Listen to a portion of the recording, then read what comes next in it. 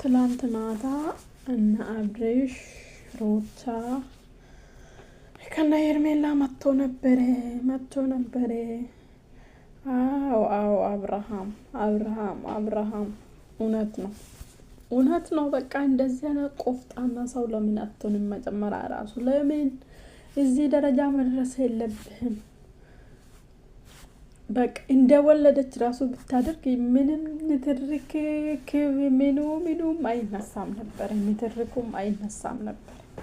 ከመጀመሪያው ራሱ ልክ እንደወለደች በቃ አሁን ልጅ መጥቶልኛል፣ ህይወቴን እፈልጋለሁ፣ ከህይወቴ ውጭ ብትያት ጥሩ ነው።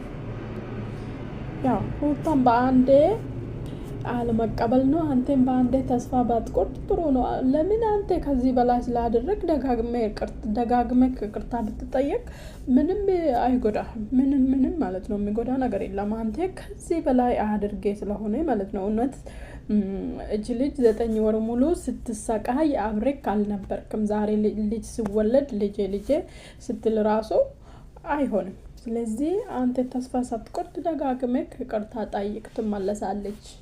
እቺ ልጅ አትፈልግም አይደለም በአንዴ በቃ ከዛሬ እሺ ካላለች አንተ የሆነ ነገር መስመር በቃ ከዛ ደግሞ ተመልሰህ ታደርጋለህ። ሰላም ውድ የዩቲዩብ ተከታታዮች እንዴት ናችሁ? ደህና ናችሁ? ሰብስክራይብ፣ ላይክ፣ ሼር እያደረጋችሁ በረታቱን። ሰብስክራይብ አድርጉ እና አብርሃም ትላንትና ጥሩ ውሳኔ ወይ ትክክለኛ ውሳኔ ወስኗል ማለት ነው። አረ ሄርሜላ ይደብራል በእውነት ወስነ ነው አስበ ነው እንደዚህ አይባልም ሲጀምር ማለት ነው። ይሄ ልጅ ባለትዳር እንደሆነ የሰው ባል እንደሆነ ታውቃለሽ ነው። አይ ነው አሁን ራሱ ብጣሉ የሆነ ጊዜ እንደሚሄድብሽ እኮ ማወቅ አለብሽ። ትቶሽ እንደሚሄድ የሆነ ጊዜ ትቶሽ እንደሚሄድ ማወቅ አለብሽ። አንቺ እኮ አሁን ቻናልሽ 50 ሺህ ገብቷል። እንደፈለግሽ መስራት ትቻለሽ። ማንንም አምጥተሽ መስራት ትቻለሽ። ማሰብ ያለብሽውን እሱ ነው እንጂ ይሄ ሰው ባለትዳር ነው። ሜቢ ዛሬ ነጥቄው በራሴ ያደርጋለሁ ስትል የወለደ ሰው ነው። የወለደ አንጀት ደግሞ ማይታረቅ ጊዜ የለም። በልጅ ምክንያት ሊገናኙ ይችላል። የሆነ ነገር ሊፈጠር ይችላል፣ ሊቀየር ይችላል። ይሄን ማሰብ አለብሽ መጀመሪያ ራሱ ማለት ነው። አስበሻል ማለት ራሱ አልነበረሽ። እዛ ቆመሽ አስበሻል። በጣም ነው የሚወደው፣ በጣም ነው እንደዚህ ውደጂ፣ ምንም አርጊ። ይሄ ትክክለኛ ውሳኔ እንደሆነ አውቀሽ ሚስት ያለ ከሚስቱ ጋር ጉዳይ አልጨረሰው ጨርሶ ራሱ ጉዳይ ጨርሶ ራሱ ወደ አንቺ መጣለው ስልሽ ራሱ ተስፋ ቢሰጥሽ ራሱ ይሄን ነገር ተስፋ ማድረግ አልነበረብሽ።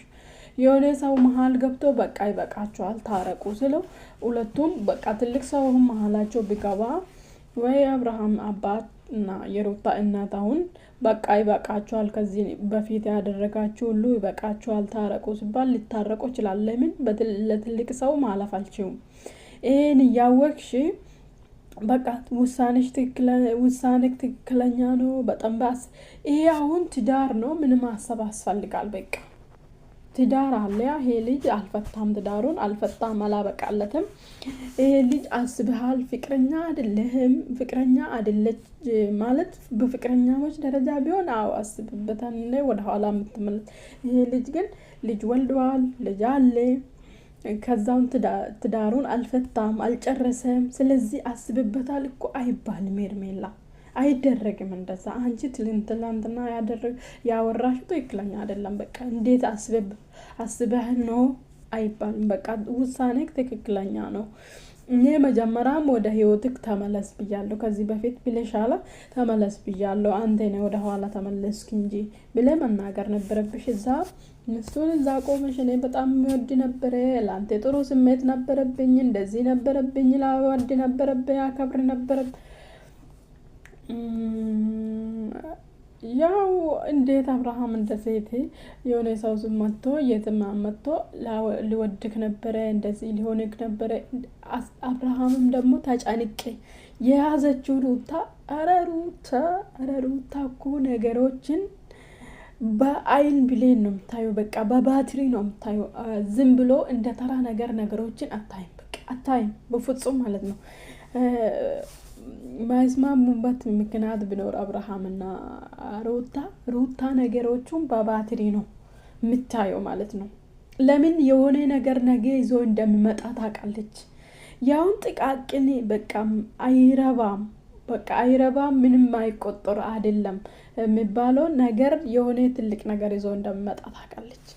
እና ተጨንቄ ማድረግ አልነበረብም ማለት ከዛውን ደግሞ እኔ ተጨቅጫቂ ሆኜም አይደለም እንደዚህ አይነት ጸባይ ነው። እውነት ነው እናቅሻለን ሩታዬ፣ እኛ ለእኛ ማብራራት የአንቺ ጸባይ እኛ ማብራራት አይጠበቅብሽም። እናቅሻለን እንዴት እንደመጣሽ፣ እንዴት ልጅ እንደነበርሽ፣ ምን አይነት ልጅ እንደነበርሽ፣ ምን አይነት እንትን እንደነበርሽ።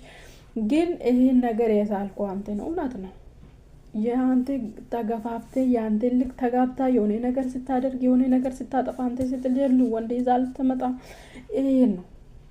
ስለዚህ እየተናገረችው ነገር እውነት ነው። ስለዚህ ታረቋን። እሷም በአንዴ እሺ ላትል ትችላለች፣ አንተን ደግሞ በአንዴ ተስፋ መቁረጥ የለብም። ያኛ አቅፋ ስማ ነው ሄደች፣ እቺ ደግሞ ትታኖ እያለቀስክ ወጣ ከግቢ ማለት ነው። ስለዚህ ብታለቅስበትም ምንም ብታደርግበትም አንተ ከዚህ በላይ ጥፋት ስላጠፋ አሁንም ደጋግመክ መጠየቅ ነበረብህ። ከዚህ በላይ ማይረሳ 9 ወር ሙሉ እግዚአብሔርን ብትለያዩ ራሱ እሷ እምቢ ብላ ብትለያዩ ራሱ ሰው አብርሃም ወደ አንተ ነው የሚፈርደው። ለምን እቺ 9 ወር ሙሉ ልትሰቃይ ከዛን እሷ ከወለደች በኋላም ከሴት አራክ። ስለዚህ ነገር ወደ አንተ ነው የሚመዝነው ጥፋቱ ማለት ነው። ሰብስክራይብ እያደረጋችሁ አበረታቱኝ ፋሚሊዎች።